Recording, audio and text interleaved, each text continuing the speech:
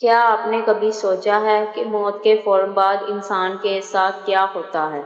کیا آپ جانتے ہیں کہ قبر میں داخل ہونے کے بعد انسان سے ایسے سوالات کیے جاتے ہیں جن کے جواب اس کی پوری آخرت کا معاملہ بدل سکتے ہیں؟ کون سے سوالات؟ تمہارا رب کون ہے؟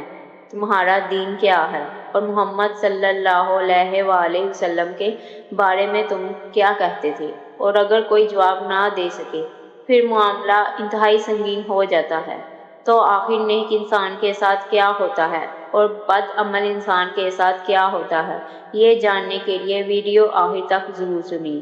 بسم اللہ الرحمن الرحیم۔ السلام علیکم ورحمۃ اللہ وبرکاتہ۔ دنیا کی زندگی کتنی ہی طویل کیوں نہ ہو، ایک دن انسان کو اس دنیا سے رخصت ہونا ہی ہے۔ قرآن کریم فرماتا ہے، ہر جان کو موت کا مزہ چکھنا ہے۔ جب انسان کی مقررہ مدت پوری ہو جاتی ہے تو موت کا وقت آ پہنچتا ہے۔ اس لمحے دنیا کی وہ تمام چیزیں جنہیں انسان اپنا سمجھتا تھا پیچھے رہ جاتی ہیں۔ گھر، مال، اولاد، دوست، رشتے اور دنیا کی مصروفیات سب ختم ہو جاتی ہیں اور انسان ایک ایسے سفر کی طرف روانہ ہو جاتا ہے جہاں دنیا کے مال اس کے ساتھ ہوتے ہیں۔ نیک بندے کے لیے موت صرف دنیا سے جدائی نہیں بلکہ اللہ تعالیٰ کی رحمت کی طرف ایک نیا مرحلہ ہے۔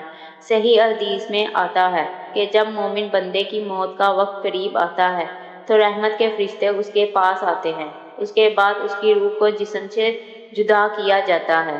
نیک روح کے بارے میں احادیث میں نہایت خوبصورت انداز بیان ہوا ہے کہ فرشتے اسے عزت اور نرمی کے ساتھ لے جاتے ہیں۔ پھر اس روح کو آسمانوں کی طرف لے جایا جاتا ہے۔ فرشتے اس روح کا استقبال کرتے ہیں اور اس کے لیے آسمان کے دروازے کھولے جاتے ہیں۔ وہاں اس نیک روح کا ذکر اچھے نام سے کیا جاتا ہے۔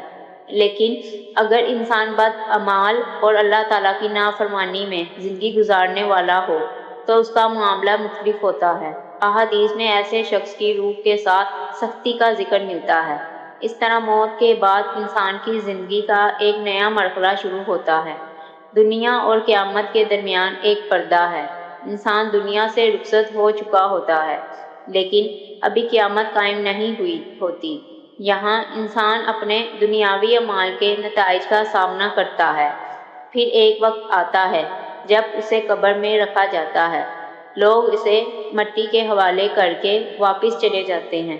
کچھ دیر پہلے تک جو لوگ اس کے ساتھ تھے اب وہ اسے تنہا چھوڑ کر اپنے گھروں کو لوٹ جاتے ہیں۔ انسان کے پاس نہ اس کا مال رہتا ہے، نہ اس کی جائیداد، نہ اس کی دنیاوی طاقت، اس کے ساتھ صرف اس کے اعمال رہ جاتے ہیں۔ اور پھر قبر کی زندگی کا اگلا مرحلہ شروع ہوتا ہے جہاں انسان سے اس کے رب، اس کے دین اور اس کے نبی صلی اللہ علیہ وآلہ وسلم کے بارے میں سوال کیا جاتا ہے۔ یہی وہ مرحلہ ہے جہاں منکر اور نکیر کا ذکر اسلامی احادیث میں آتا ہے۔ قبر میں انسان کا داخل ہونا۔ انسان کی زندگی کا وہ لمحہ آتا ہے جب دنیا سے اس کا تعلق ختم ہو جاتا ہے۔ اس کے گھر والے، رشتہ دار اور دوست اسے غسل دیتے ہیں، کفن پہناتے ہیں اور نماز جنازہ کے بعد اسے قبرستان لے جاتے ہیں۔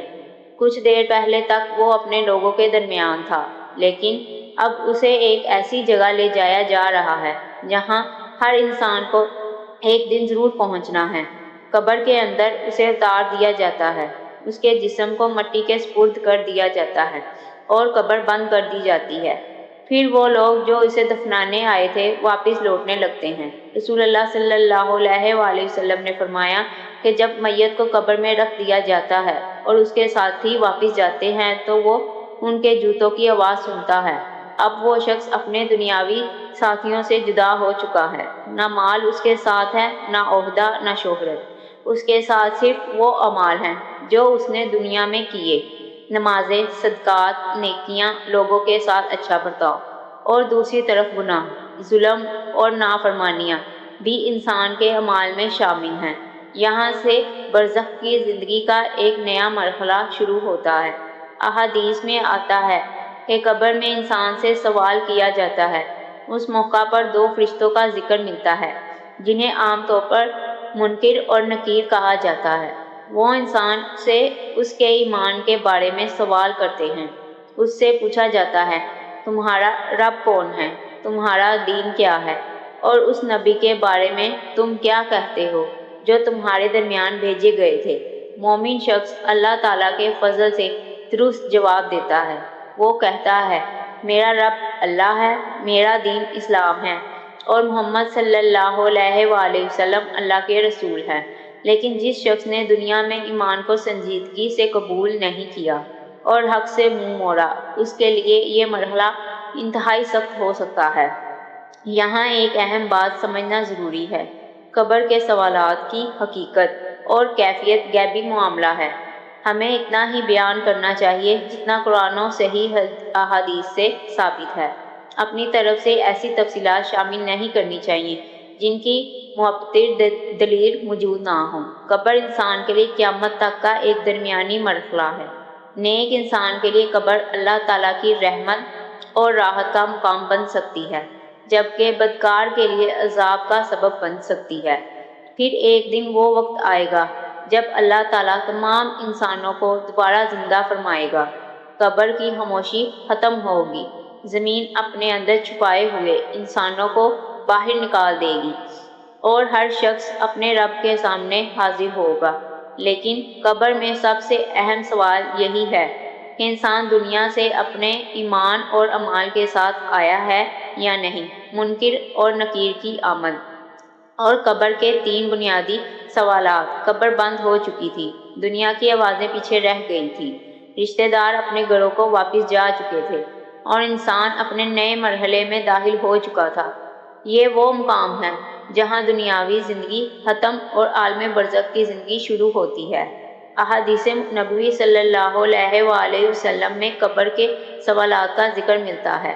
انسان سے اس کے ایمان کے بارے میں پوچھا جاتا ہے۔ اسی مرحلے میں 2 فرشتوں کا ذکر آتا ہے جنہیں مشہور طور پر منکر اور نکیر کہا جاتا ہے۔ یہ فرشتے قبر میں آ کر انسان سے سوال کرتے ہیں۔ ان سوالات کا مقصد یہ ظاہر کرنا ہے کہ انسان دنیا میں کس عقیدے اور ایمان کے ساتھ زندگی گزار کر آیا تھا۔ پہلا سوال، تمہارا رب کون ہے؟ مومن بندہ اللہ تعالیٰ کے فضل سے جواب دیتا ہے، میرا رب اللہ ہے۔ پھر سوال کیا جاتا ہے، تمہارا دین کیا ہے؟ وہ جواب دیتا ہے، میرا دین اسلام ہے۔ پھر نبی کریم صلی اللہ علیہ وآلہ وسلم کے بارے میں سوال کیا جاتا ہے، اس شخص کے بارے میں تم کیا کہتے ہو جو تمہارے درمیان بھیجا گیا تھا؟ مومن جواب دیتا ہے، وہ محمد صلی اللہ علیہ وآلہ وسلم اللہ کے رسول ہیں۔ پھر اس کے ایمان اور عمل کے مطابق اس کے لیے قبر کے حالات مختلف ہوتے ہیں۔ احادیث میں نیک مومن کے لیے قبر کی راحت اور کشادگی کا ذکر ملتا ہے۔ اس کے برعکس جو شخص دنیا میں حق کو جھٹلاتا رہا، اس کے لیے قبر کے سوالات کا مرحلہ انتہائی سخت ہوگا۔ وہ جواب دینے سے عاجز ہو جائے گا۔ اسے کہا جائے گا کہ وہ دنیا میں ایمان کے دعوے کے باوجود حقیقت میں ایمان پر قائم نہ تھا۔ یہاں ہمیں ایک بہت اہم بات سمجھنی چاہیے۔ قبر کے سوالات محض یاد کیے ہوئے الفاظ کا امتحان نہیں ہے۔ انسان دنیا میں جس ایمان کے ساتھ زندگی گزارتا ہے، اس کا اثر آخرت میں ظاہر ہوگا۔ صرف زبان سے کلمہ کہنا کافی نہیں، بلکہ ایمان کو دل میں مضبوط کرنا اور اس کے مطابق زندگی گزارنا ضروری ہے۔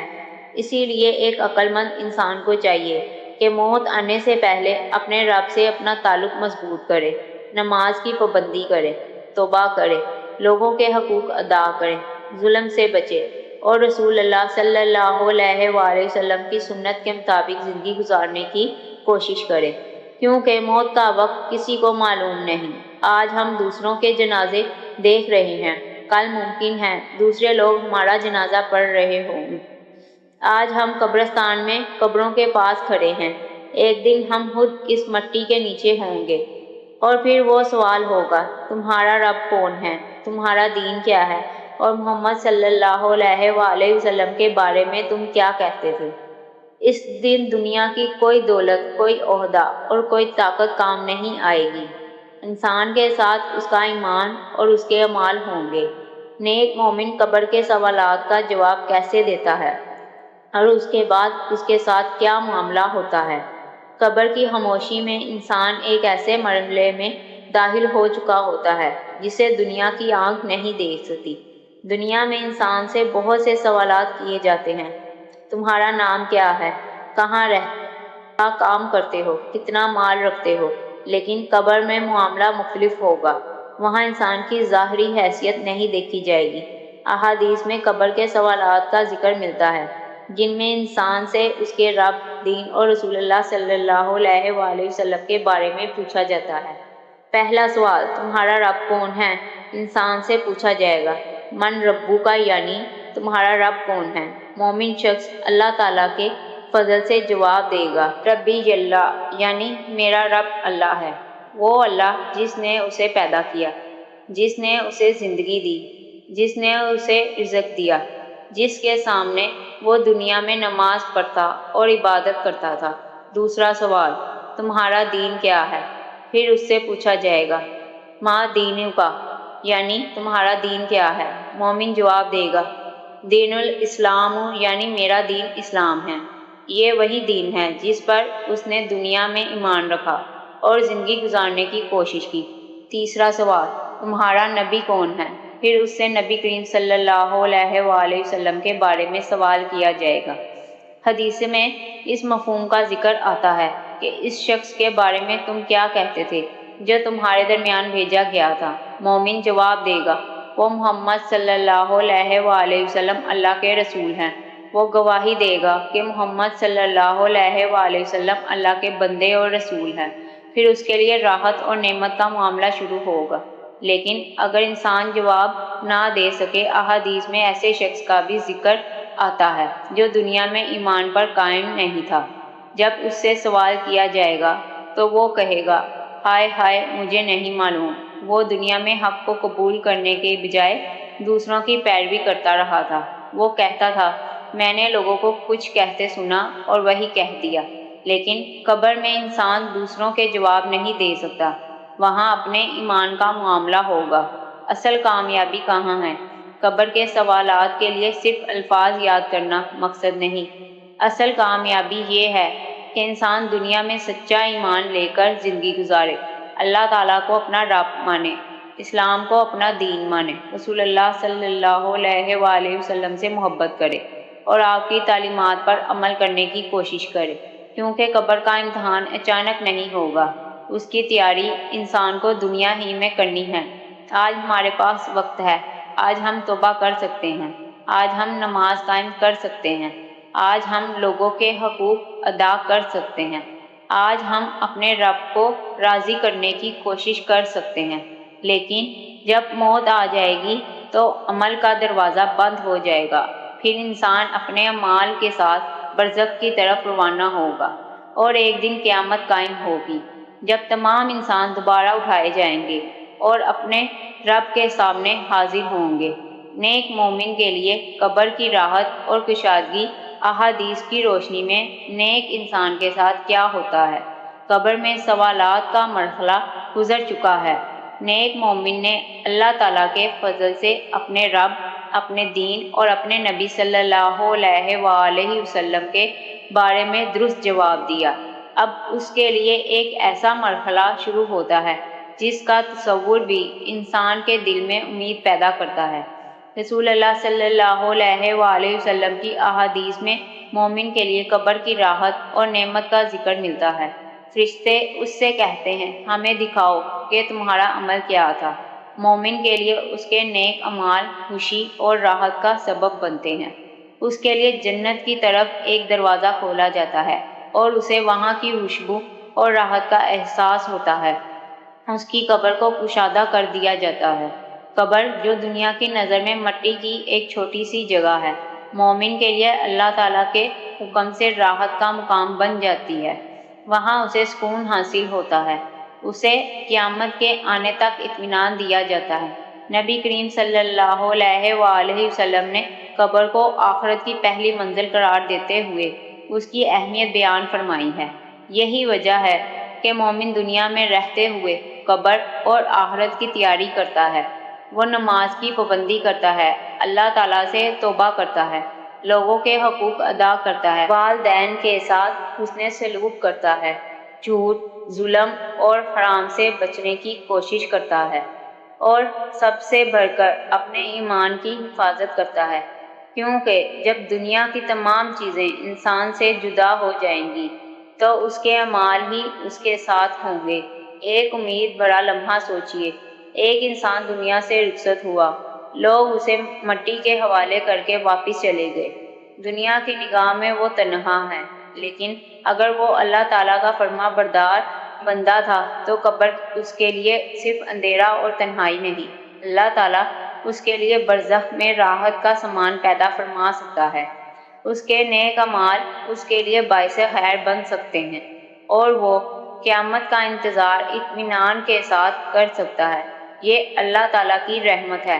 لیکن یہاں ایک بات ہمیشہ یاد رکھنی چاہیے، کسی مخصوص شخص کے بارے میں قطعی طور پر یہ فیصلہ نہیں کیا جا سکتا کہ وہ قبر میں کس حال میں ہے، جب تک شریعت میں اس کے بارے میں واضح دلیل نہ ہو۔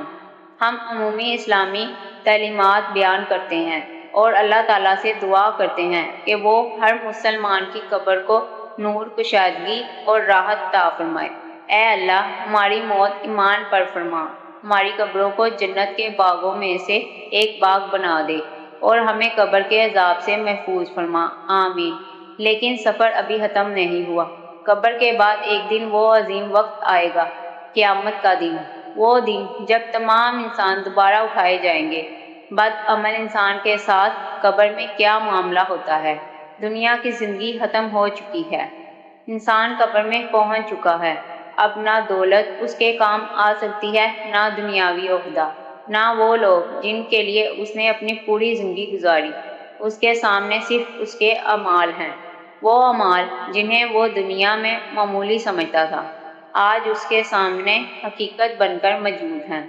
قبر میں انسان سے اس کے رب، دین اور رسول اللہ صلی اللہ علیہ وآلہ وسلم کے بارے میں سوال کیا جاتا ہے۔